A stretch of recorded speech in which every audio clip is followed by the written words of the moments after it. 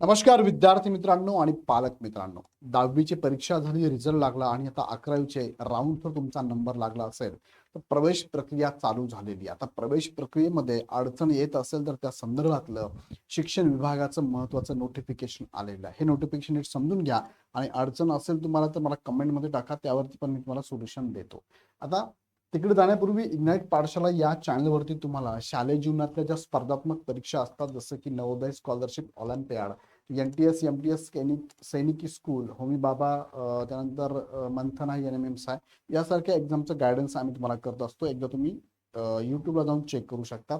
नवोदय सुद्धा बॅचेस आपल्याकडे चालू झालेल्या आहेत. जे विद्यार्थी पाचवीला असेल अशा विद्यार्थ्यांसाठी नक्कीच 6वी पासून 12वी पर्यंत शिक्षण मोफत मिळतं. जर तुमचा नवोदयला नंबर लागला तर तुमच्या आजूबाजूला ग्रुपमध्ये नातेवाईकांमध्ये असं कोणी असेल त्यांना मेसेज नक्की द्या. तर मुख्य मुद्द्याकडे तुम्हाला घेऊन जातो. बघा, हे शिक्षण विभागाचं परिपत्रक आलंय 29 मे 2026चं. हे परिपत्रक आलंय शिक्षण संचालन माध्यमिक उच्च माध्यमिक यांचं. विषय काय आहे सगळ्यांना पाठवले बघा. विभागीय शिक्षण उपसंचालक, शिक्षणाधिकारी आणि शिक्षण निरीक्षक. विषय आहे 11वी ऑनलाईन प्रवेश प्रक्रिया 2026-27. 11वीचा प्रवेश निश्चित करताना 10वी उत्तीर्ण मूळ गुणपत्रक आणि शाळा सोडल्याचा दाखला अनिवार्य न करण्याबाबत. मग तुम्ही जर ऍडमिशनला गेला तर तिथे जर तुम्हाला ऍडमिशनच्या वेळेस 10वीचं मूळ गुणपत्रक आणि TC तुम्हाला मागत असेल मूळ, तर अजिबात त्यामुळे तुम्हाला मागत असेल आणि तुमच्याकडे नसेल तर ऍडमिशन होणार नाही असं जर कोणी म्हणत असेल तर अजिबात चालणार नाही. हे या संदर्भात हे सूचना आलेली आहे. सो तुमच्याकडे मूळ गुणपत्रक आणि TC जरी नसेल तर तुम्हाला ऍडमिशन मिळेल का?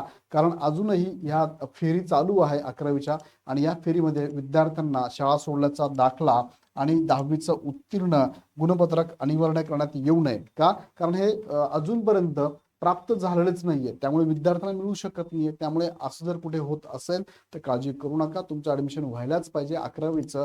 त्या संदर्भातला ही सूचना त्यांना तुम्ही दाखवू पण शकतात. हे डिजिटल साईन करून हे आलेलं महत्वाचं नोटिफिकेशन आहे. सो 11वीचं ऍडमिशन घ्या.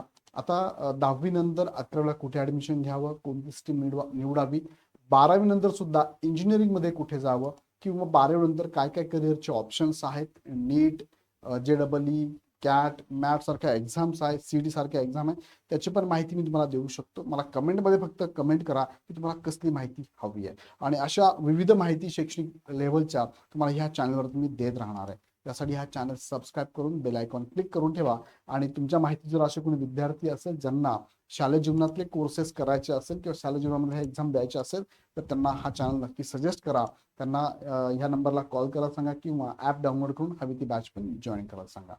ही माहिती आवडली तर लाईक करा, शेअर करा आणि पुढची माहिती बघण्यासाठी चॅनल सबस्क्राईब करा. पुन्हा भेटूया आपण नेक्स्ट व्हिडिओमध्ये. धन्यवाद.